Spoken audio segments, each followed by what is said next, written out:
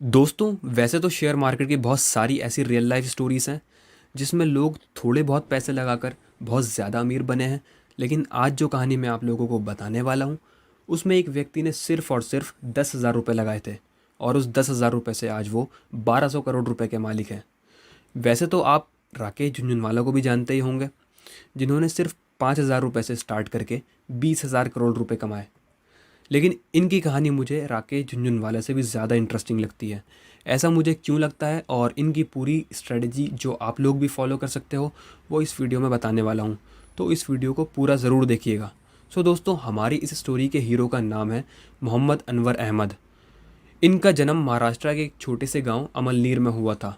ये टोटल 4 भाई थे और चारों भाई मिलकर अपने पिता के खेत में काम किया करते थे।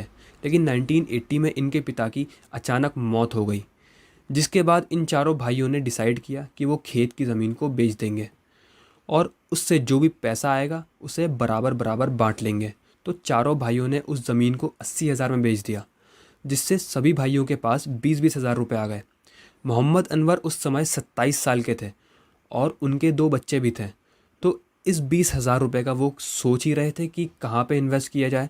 तो एक दिन वो चाय की दुकान पर बैठे हुए थे और उसी वक्त सतीश शाह नाम का एक शेयर ब्रोकर मुंबई से उनके गांव आया, कुछ लोगों से विप्रो कंपनी के शेयर्स खरीदने। अब आप लोग सोच रहे होंगे कि गांव वालों के पास विप्रो कंपनी के शेयर्स कहाँ से आ जाएंगे। तो इसके पीछे का राज छुपा है अमलनीर में। जो अमलनीर जगह है, वहीं से विप्रो कंपनी की शुरुआत हुई थी। अजीम प्रेम जी, जो 2019 तक विप्रो कंपनी के चेयरमैन थे, उनके पिता ने 1947 में अमलनीर गांव में ही अपना पहला वेजिटेबल घी को मैन्युफैक्चर करने का प्लांट लगाया था। तो उस टाइम बहुत सारे लोग उस कंपनी में काम करते थे और कुछ उसके शेयर होल्डर्स भी थे। तो यही शेयर्स खरीदने के लिए सतीश शाह नाम का शेयर ब्रोकर मुंबई से अमलनीर गांव आया था, जहां पर मोहम्मद अनवर से उसकी पहचान हुई। मोहम्मद अनवर को शेयर मार्केट के बारे में कोई भी नॉलेज नहीं थी, तो सतीश शाह ने मोहम्मद अनवर को उसके बारे में बताया और बताया कि जब आप किसी कंपनी के शेयर्स खरीद लेते हैं तो आप उस कंपनी में हिस्सेदार बन जाते हैं। फिर मोहम्मद अनवर ने सतीश शाह की मदद की गांव वालों से शेयर्स खरीदने के लिए और लास्ट में मोहम्मद अनवर ने भी अपने लिए 100 शेयर्स खरीद लिए, 100 रुपये के हिसाब से। तो टोटल 10,000 रुपये के शेयर्स मोहम्मद अनवर ने अपने लिए भी खरीद लिए। अब मैं आपको एक बार और क्लियर कर देता हूँ कि 1980 में मोहम्मद अनवर ने 100 रुपये के हिसाब से 100 शेयर्स खरीदे थे विप्रो कंपनी के, जिसका टोटल अमाउंट था 10,000 रुपये। अब आप वीडियो को ध्यान से देखिएगा क्योंकि अब मैजिक होने वाला है। तो जैसा कि मैंने आपको बताया कि 1980 में उनके पास 100 शेयर्स थे। तो 1981 में कंपनी ने 1:1 का बोनस डिक्लेयर किया। अब उनके पास हो गए 200 शेयर्स। फिर 1985 में कंपनी ने दोबारा 1:1 का बोनस डिक्लेयर किया। अब उनके पास हो गए 400 शेयर्स। अब 1986 में कंपनी ने शेयर को स्प्लिट कर दिया 10 रुपये के हिसाब से। तो उनके जो 400 शेयर्स थे वो 4,000 शेयर्स बन गए। फिर 1987 में कंपनी ने 1:1 का बोनस डिक्लेयर किया, तो उनके 4,000 शेयर्स बढ़कर 8,000 हो गए। फिर 1989 में दोबारा 1:1 किया गया, फिर उनके शेयर्स 16,000 हो गए। 1992 में फिर 1:1 का बोनस डिक्लेयर किया गया, अब उनके शेयर्स हो गए 32,000।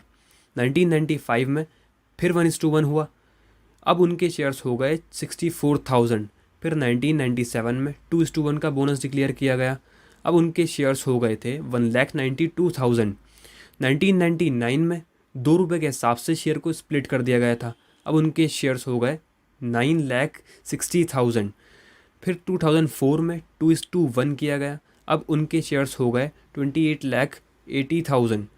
फिर से 2005 में 1:1 बोनस दिया गया, अब उनके शेयर्स बढ़कर हो गए 57,60,000। फिर 2010 में 2:3 का बोनस दिया गया, अब उनके शेयर्स हो गए 96 लाख। फिर 2017 में 1:1 बोनस दिया गया, अब उनके शेयर्स बढ़कर हो गए 1,92,00,000। अब लास्ट अभी 2019 में बोनस दिया गया था 1:3 का, और अभी उनके पास है 2,56,00,000 शेयर्स। अब आपको कोई कन्फ्यूजन ना रहे, इसलिए मैं फिर से क्लियर कर देता हूँ कि 1980 में मोहम्मद अनवर ने 10,000 रुपये के सिर्फ 100 शेयर्स खरीदे थे।